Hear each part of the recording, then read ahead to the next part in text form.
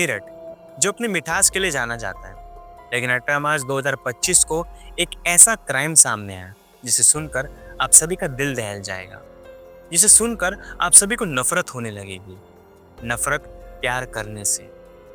एक लाश के 15 टुकड़े करके उसे ड्रम में डाल दिया गया। फिर इस ड्रम को सीमेंट से ढक के उसी के घर में छुपा के रख दिया गया। इस हत्याकांड को अंजाम देने वाला और कोई नहीं बल्कि उसकी पत्नी होती है।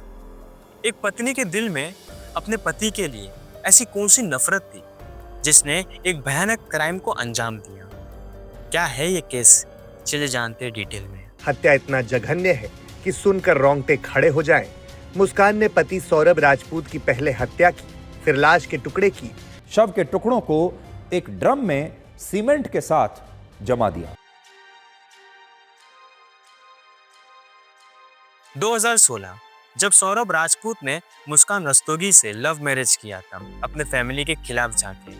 जब फैमिली ने उन्हें एक्सेप्ट नहीं किया, तब सौरभ मुस्कान के साथ रेंट पे रहता था।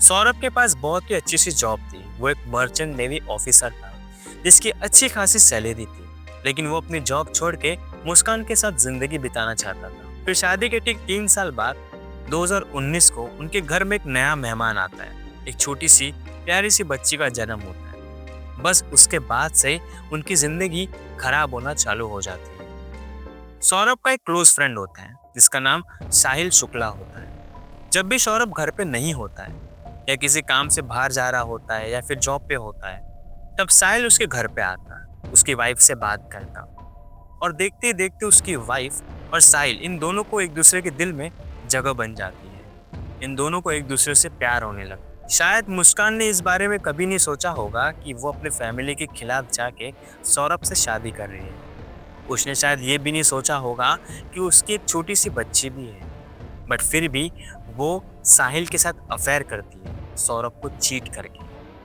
फिर समय आता है 2023। 2023 में क्या होता है कि सौरभ को पता चलता है कि मुस्कान उसे चीट कर रही है और फिर दोनों के बीच में झगड़ा होता है। और आपको भी पता है कि जब किसी पति को पता चलता है कि जो उसकी पत्नी है वो उसे चीट कर रही है, वो उसे धोखा दे रही है, तो इन दोनों के बीच में झगड़ा होता है। और वो झगड़ा इतना ज़्यादा होता है कि कभी कभी बात डाइवोर्स तक चली आती है। इस केस में भी सेम ऐसा ही हुआ था, लेकिन मुस्कान सौरभ से माफ़ी मांगती है, वो उससे एक मौका मांगती है और सौरभ अपनी बेटी के बारे में सोच के, अपनी बेटी के फ्यूचर के बारे में सोच के मुस्कान को माफ़ कर देते हैं और मुस्कान को कहता है कि आगे से ऐसा कुछ होना नहीं चाहिए, तुमको साहिल से दूर रहना होगा। और वो अपने फ्रेंड को भी यही कहता है कि आगे से तू मेरे घर की तरफ कभी मत आना। लेकिन इन दोनों के दिल में कहीं ना कहीं पे सौरभ को लेकर नफरत तो उसी वक्त पैदा हो जाती है। फिर सौरभ जो होता है वो मर्चेंट नेवी फिर से ज्वाइन करता है, जिसके लिए उसे अपनी फैमिली से दूर जाना पड़ता है। बस इसी चीज़ का फ़ायदा साहिल उठाता है। साहिल क्या करता है कि वो सौरभ की बीवी से फिर से बातचीत चालू कर देता है। फिर से जो मुस्कान है वो साहिल के प्यार में पड़ जाती है और फिर से वो सौरभ को चीट करना स्टार्ट कर देती है। फिर समय आता है 24 फरवरी 2025। तब सौरभ लंदन में होता है।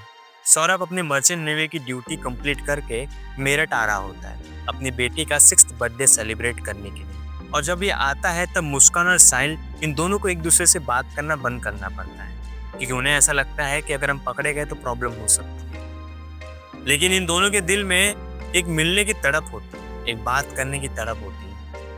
उस वक्त जो मुस्कान होती है वो साहिल से ये कहती है कि क्यों ना हम सौरभ को रास्ते से ही हटा दें। अगर हम इसे मार देंगे तो इसके सारे पैसे भी हमारे हो जाएंगे और सारी प्रॉपर्टी, और फिर हम खुशी खुशी जिंदगी बिता सकते हैं। फिर जो साहिल होता है वो मुस्कान को ये कहता है कि क्यों ना तुम सौरभ के खाने में स्लीपिंग पिल्स मिला के उसे सुला दो और फिर हम उसे जिंदगी भर के लिए सुला देंगे। और मुस्कान भी ठीक ऐसा ही करती है। 3 मार्च को मुस्कान सौरभ के खाने में नींद की गोलियां मिला देती है और सौरभ खाना खा के सोने चले जाता है। जब सौरभ गहरी नींद में चले जाता है तब मुस्कान और साहिल दोनों मिलके सौरभ की हत्या कर देते हैं। फिर उसकी लाश के 15 टुकड़े करके एक ड्रम में डाल देते हैं। फिर इस ड्रम के अंदर सीमेंट भर देते हैं। फिर उन्हें ऐसा लगता है कि हमारा रास्ते का जो कांटा था वो अब निकल चुका है, अब हम दोनों आज़ाद हैं, हम दोनों खुशी खुशी एक दूसरे के साथ रह सकते हैं। लेकिन कहते हैं ना कि क्राइम कभी छुपाया नहीं जा सकता, उनके लाइफ में प्रॉब्लम दूसरे दिन से ही चालू हो जाती है। दूसरे दिन यानी कि 4 मार्च को जब सौरभ की फैमिली को सौरभ की फिक्र होती है, तब वो उसे कांटेक्ट करने की कोशिश करते हैं, तब सौरभ का फोन जो है वो बंद आता है। वो मुस्कान से पूछते हैं तो मुस्कान कहती है कि वो तो अपनी माँ के घर पे आई है और सौरभ जो है वो हिल स्टेशन घूमने के लिए गया है। लेकिन सुबह से लेके रात हो जाती है और सौरभ का फोन फिर भी बंद आता है। तब उनकी फैमिली को बड़ी चिंता होती है। तो 4 मार्च को वो नजदीकी पुलिस स्टेशन में जाके सौरभ की मिसिंग रिपोर्ट दर्ज कर देते हैं। फिर उसके बाद पुलिस भी जांच पड़ताल करना चालू कर देती है। वो मुस्कान से पूछते, आजू बाजू के लोगों से पूछते, फोन ट्रैक करते, बट उन्हें कुछ खास लीड नहीं मिलती सौरभ के बारे में। फिर समय आता है 18 मार्च, जब आस पड़ोस के लोगों को सौरभ के घर से बड़ी सी अजीब सी स्मेल आ रही थी।